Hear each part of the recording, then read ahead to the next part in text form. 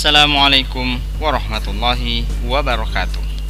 Bagaimana kabarnya hari ini anak-anak? Semoga kita semua masih diberikan kesehatan oleh Allah Subhanahu wa ta'ala. Hari ini kita akan membahas tentang wujud benda, sifat bahan, perubahan wujud benda, perpindahan panas. Sebelum memulai pelajaran hari ini, marilah kita bersama-sama membaca basmalah. Bismillahirrahmanirrahim. Benda dan sifatnya. Sifat benda. Sifat benda berdasarkan wujudnya dibedakan menjadi 3, yaitu benda padat, benda cair, dan benda gas. Perhatikan sifat bermacam-macam benda berikut. Benda padat memiliki bentuk yang tetap, volumenya tetap, tidak dapat dimanfaatkan, umumnya mempunyai massa jenis besar dan tidak dapat mengalir. Contohnya kardus, buku, meja, dan kursi. Zat cair, bentuk mengikuti wadahnya, volume atau isinya tetap, sulit untuk dimanfaatkan, mempunyai massa jenis sedang, dan dapat mengalir. Contohnya air, sirup, dan minyak. Zat gas mengikuti bentuk wadahnya, volume tergantung pada tempatnya, mudah dimanfaatkan, mempunyai massa jenis yang sangat kecil, dan dapat mengalir.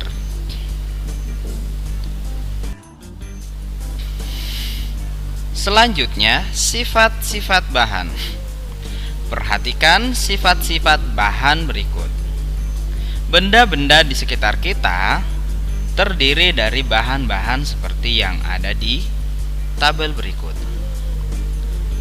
Jenis bahan kain katun terbuat dari serat kapas yang memiliki sifat mudah menyerap air. Kegunaannya pembuatan kaos olahraga. Kain wol terbuat dari rambut domba yang memiliki sifat tebal dan dapat menghangatkan tubuh. Kegunaannya pembuatan sweater, jaket, dan selimut. Karet terbuat dari getah pohon karet. Sifat bahannya elastis, tahan air, dan kuat. Kegunaan pembuatan ban mobil, bola, dan sepatu bot. Kayu, bahan dasar batang pohon. Sifat bahannya kuat, mudah terbakar, dan tahan lama. Kegunaan pembuatan perabot rumah tangga seperti lemari, meja, dan kursi. Kertas terbuat dari serat kayu. Sifatnya ringan, mudah sobek, dan mudah menyerap air. Kegunaan pembuatan buku tulis, tisu, koran, dan kardus. Plastik terbuat dari olahan minyak bumi, resin. Sifat bahan tahan air, ringan, dan tidak mudah sobek. Kegunaan pembuatan jas hujan, ember, gelas plastik, dan payung. Logam aluminium. Sifat bahan ringan, tahan api, dan penghantar panas yang baik. Kegunaan pembuatan peralatan memasak dan rangka pesawat terbang. Logam besi, sifat bahan kuat, berat, dan tidak mudah terbakar. Kegunaan pembuatan pisau dan peralatan pertukangan. Kaca terbuat dari pasir karsa, sifat bahan halus, mengilap, dan mudah pecah. Kegunaan pembuatan gelas, jendela rumah, dan jendela mobil. Cat tembok terbuat dari kapur, sifat bahan tahan air, tahan terhadap perubahan suhu, dan tahan lama. Kegunaan pelapis tembok bangunan. Selanjutnya, perubahan wujud benda karena suhu. Benda dapat berubah menjadi wujud yang lain jika mengalami kenaikan atau penurunan suhu. Perubahan wujud yang pertama adalah membeku. Membeku adalah perubahan cair menjadi padat. Contoh, air di dalam freezer menjadi es. Mencair adalah perubahan padat menjadi cair. Contoh, es krim yang meleleh di suhu ruang karena suhu naik. Menyublim, perubahan wujud dari padat menjadi gas. Contoh, kamper yang diletakkan di ruangan terbuka. Mengkristal, gas menjadi padat. Contoh, pembentukan salju di atmosfer. Mengembun adalah perubahan wujud gas menjadi cair. Contoh terbentuknya titik-titik air pada dinding gelas yang berisi air dingin. Menguap, perubahan wujud benda cair menjadi gas. Contoh peristiwa bensin dan alkohol yang dibiarkan di wadah terbuka. Selanjutnya, suhu dan kalor. Pemuaian dan penyusutan benda. Perubahan suhu pada suatu benda akan mempengaruhi bentuk, wujud, dan ukuran benda tersebut. Jika suhu mengalami kenaikan, benda akan memuai atau bertambah ukuran dan volumenya. Jika suhu mengalami penurunan, benda akan menyusut atau mengalami pengurangan ukuran dan volumenya. Berikut beberapa contoh untuk mengatasi pemuaian dan penyusutan. Yang pertama, sambungan rel kereta api dibuat tidak rapat agar tidak melengkung ketika terjadi pemuaian pada siang hari. Kaca jendela dipasang lebih longgar dengan bingkainya agar kaca tidak pecah atau retak ketika memuai. Kabel pada tiang listrik dipasang lebih kendur agar tidak putus ketika mengalami penyusutan pada malam hari.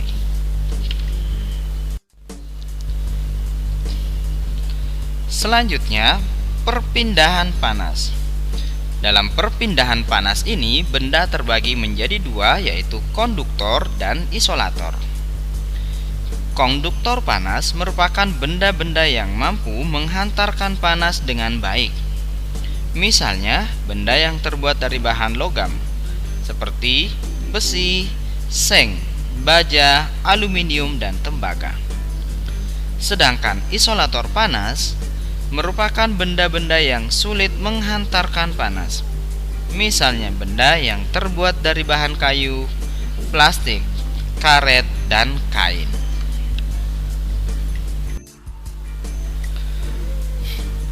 Perpindahan panas atau kalor. Kalor atau panas berpindah melalui 3 cara, yaitu konduksi, konveksi, dan radiasi. Konduksi atau hantaran panas adalah proses perpindahan panas melalui zat perantara tanpa diikuti perpindahan partikel-partikel zat tersebut. Contohnya, pada saat kita memanaskan mentega atau coklat di atas wajan, maka mentega tersebut akan meleleh tanpa diikuti perpindahan dari wajan. Selanjutnya, konveksi atau aliran panas. Perpindahan panas melalui zat perantara dengan diikuti aliran zat perantara tersebut. Contohnya, ketika sayuran ikut bergerak naik turun ketika direbus, dan terjadinya angin darat dan angin laut. Yang ketiga, radiasi atau pancaran cahaya, yaitu perpindahan panas tanpa melalui zat perantara. Contohnya, ketika ikan yang dijemur menggunakan panas matahari, lama-kelamaan akan mengering atau badan terasa hangat ketika duduk di dekat api unggun.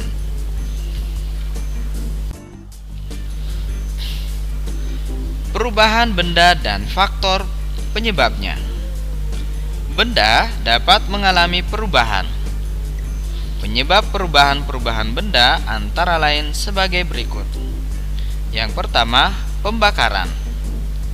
Pembakaran disebabkan adanya kenaikan suhu yang menyebabkan perubahan sifat pada benda yang dibakar. Perkaratan, reaksi kimia. Perkaratan disebabkan adanya reaksi kimia antara oksigen atau air dengan logam tertentu seperti besi. Pembusukan atau faktor biologis. Pembusukan disebabkan oleh aktivitas mikroorganisme. Pembusukan terjadi pada bahan makanan seperti sayuran, buah-buahan, roti, dan daging. Selanjutnya, perubahan benda yang lain adalah pelapukan.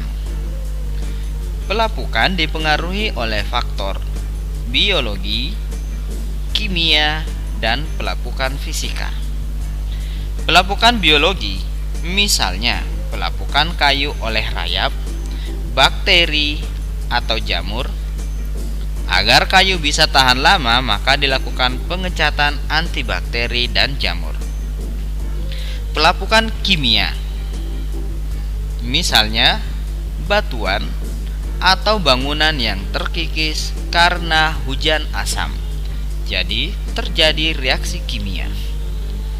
Selanjutnya, pelapukan fisika disebabkan oleh faktor fisika, misalnya pelapukan batuan karena terpapar panas matahari, terkena embusan angin, atau aliran air terus-menerus dalam waktu yang lama.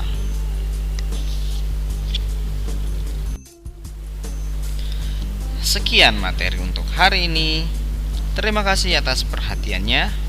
Wassalamualaikum warahmatullahi wabarakatuh.